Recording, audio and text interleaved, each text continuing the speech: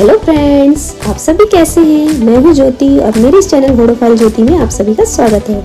आज के इस वीडियो में महाबलेश्वर डे 2 की संपूर्ण जानकारी आपको मिलेगी। आज का हमारा सबसे पहला पॉइंट है प्रतापगढ़ फोर्ट, जो कि महाबलेश्वर से 20 किलोमीटर की दूरी पर स्थित है। यह फोर्ट 1080 मीटर की ऊंचाई पर स्थित है एवं यह फोर्ट मराठा शासक छत्रपति शिवाजी महाराज के अधिकार में था। उन्होंने इस फोर्ट को नीरा और कोयना नदी की तटों की रक्षा के लिए एवं पारदरे की रक्षा के लिए इस फोर्ट का निर्माण शुरू करने के लिए अपने प्रधानमंत्री मोरोपंत पिंगले को नियुक्त किया था और यह निर्माण कार्य 1656 में पूर्ण हुआ था। महाबलेश्वर में घूमने के लिए सबसे सुंदर जगहों में से यह एक है। यहाँ पर भी आप जरूर विजिट कीजिएगा और यहाँ हमें मिला यह ब्यूटीफुल सा व्यू।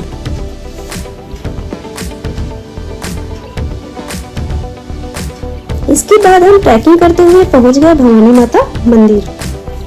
यह प्रतीति है कि इस मंदिर में हर भक्तों की मनोकामनाएं मां भवानी पूरी करती है।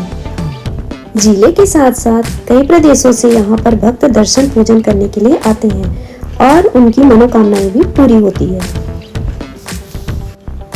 ये रही वे सीढ़ियां जिन पर कभी शिवाजी के चरण पड़े थे।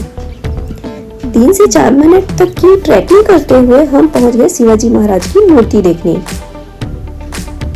यह कहा जाता है कि प्रतापगढ़ का एक पत्थर आज 300 वर्षों से वीर शिवाजी और देशभक्त मावलों के पराक्रम की कथा कह रहा है। 30 नवंबर 1957 को भारत के लाडले प्रधानमंत्री श्री पंडित जवाहरलाल नेहरू जी का संयुक्त महाराष्ट्र आंदोलन के दौरान प्रतापगढ़ में आगमन हुआ था। इसका विशेष उल्लेख है। तभी उन्होंने शिवाजी के अश्वारूढ़ पुतले अर्थात शिवाजी स्टेच्यू का उद्घाटन किया था। और यह रहा यहाँ का प्रतापगढ़ गार्डन। उसके बाद नीचे उतरते समय आप यहाँ छाछ, ज्वार एवं भाखरे की रोटी का आनंद ले सकते हैं और टहरे की मीनार अर्थात रेत का बुरुज का व्यू यहाँ से देख सकते हैं।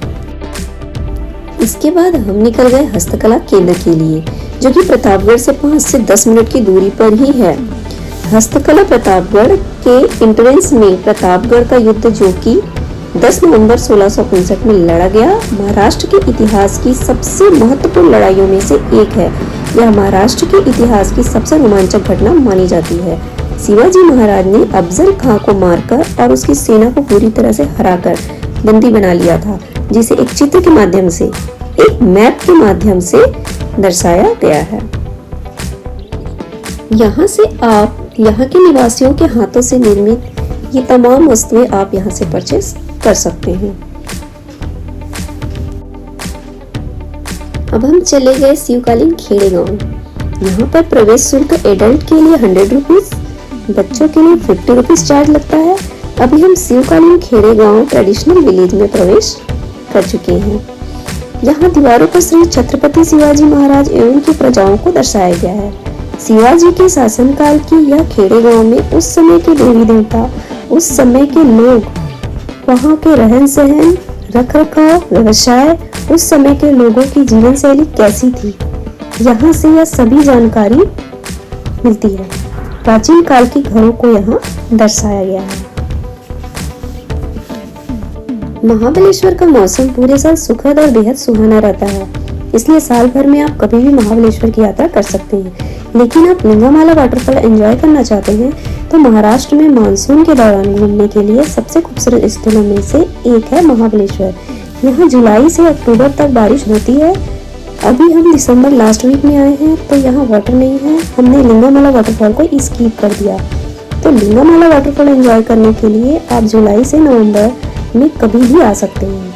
नवंबर से फरवरी तक सर्दी संभवतः महाबलेश्वर की यात्रा के लिए सबसे अच्छा मौसम है। तापमान में गिरावट भी होती है और स्ट्रॉबेरी की खेती भी इसी समय में होती है। अपने हाथों से स्ट्रॉबेरी तोड़कर खाने का एक अलग ही आनंद होता है और इस समय आपको फ्रेश स्ट्रॉबेरी से बनी बहुत सारी डिलीशियस डिशेस खाने को मिलती है। सभी लोकप्रिय हिल स्टेशनों में एक चीज कॉमन होती है, बोटिंग। हमारी नेक्स्ट टूरिस्ट प्लेस को एक्सप्लोर करने के लिए अभी हम आ चुके हैं महाबलेश्वर की फेमस वेन्ना लेक में। यहाँ आप बोटिंग का आनंद ले सकते हैं। यहाँ पर आप स्ट्रीट फूड, फन फेयर का आनंद भी ले सकते हैं। हॉर्स राइडिंग भी कर सकते हैं। हॉर्स राइडिंग पर पर्सन चार्जेस 300 रुपीज है अगर आप लेक में बोटिंग करना चाहते हैं तो यहाँ पर 600 से 800 तक के चार्जेस हैं और डिपेंड करता है कि आपको कितने टाइम तक बोटिंग करनी है, उसके अकॉर्डिंग चार्जेस होते हैं। और यहाँ पर पेडल बोट का भी ऑप्शन है। आपको यहाँ का स्ट्रीट फूड एवं स्ट्रॉबेरी जरूर ट्राई करना चाहिए।